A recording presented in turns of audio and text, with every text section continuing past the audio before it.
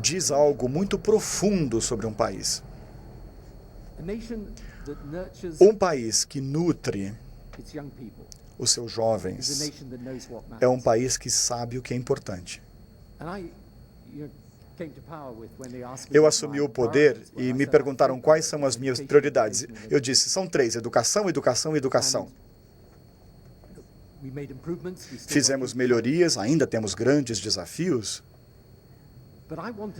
mas eu queria que a educação fosse não apenas valorizada por si só, que não fosse valorizada só pelos alunos. Nós esperávamos estar oferecendo uma boa educação. Eu queria dizer algo sobre o nosso país com a educação.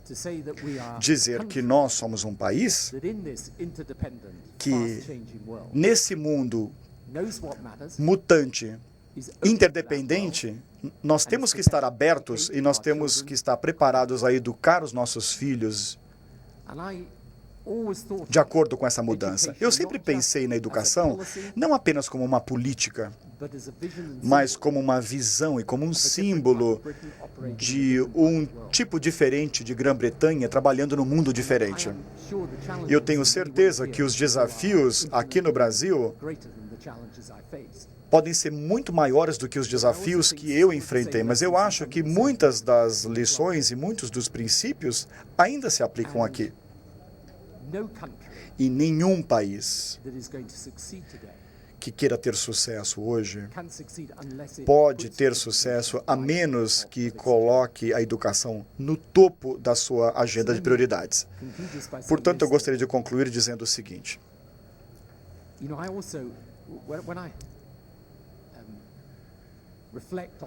Quando eu reflito de onde vem essa paixão que eu tenho pela educação, eu sei a sorte que eu tive na minha educação. Uma coisa que eu fazia como primeiro-ministro, e que às vezes ainda faço, é falar em reuniões nas escolas, que é sempre uma experiência fascinante para um político. Porque as crianças estão lá olhando para a sua cara, achando que você veio de Marte. Então, os alunos ficam surpresos de ver que você é um ser humano. Só que eles ficam entediados com muita facilidade. Então, você tem que fazer uma mensagem concisa. Eu sempre dizia o seguinte para os alunos. Que quando eu estava na escola, eu não era um ótimo aluno.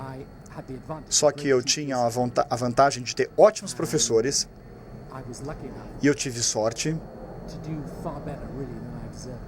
de ir muito melhor do que eu merecia.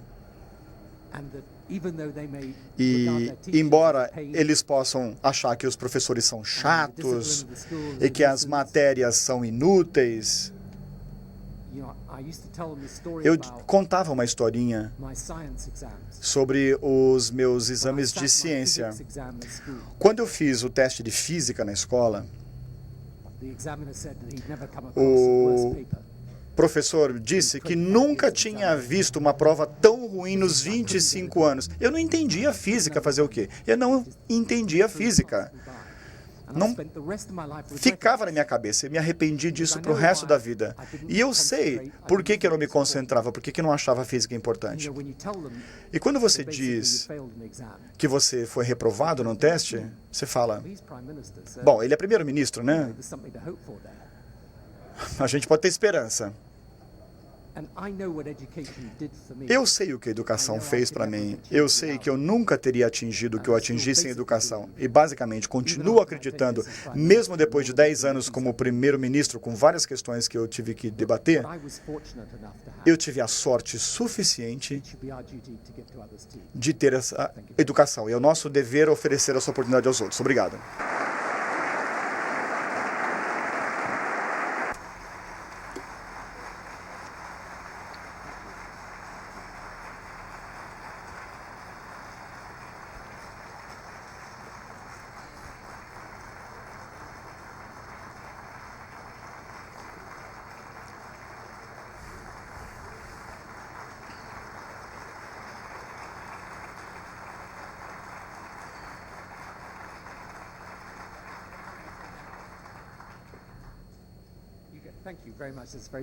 Muitíssimo obrigado. Muita generosidade de vocês. Teremos perguntas? 3 perguntas? 3 perguntas de alunos. Talvez eu deva ficar aqui, no púlpito? Eu posso sentar, se vocês quiserem, já que eu falei de disciplina. Ah, está em inglês a pergunta.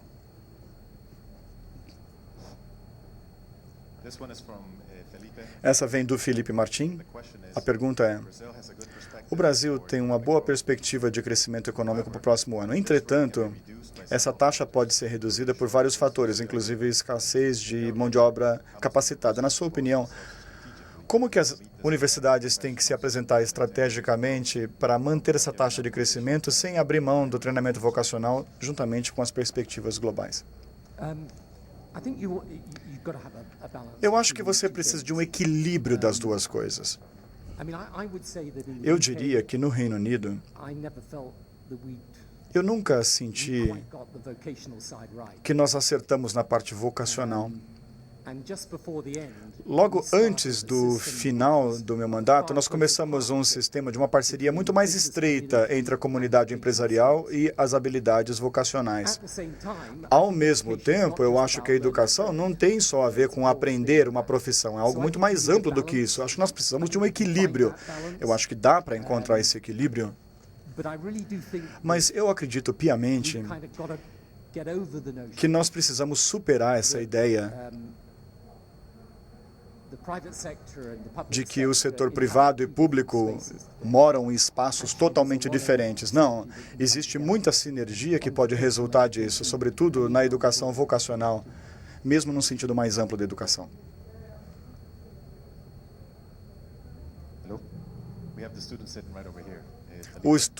O aluno que fez a pergunta está bem aqui, Felipe.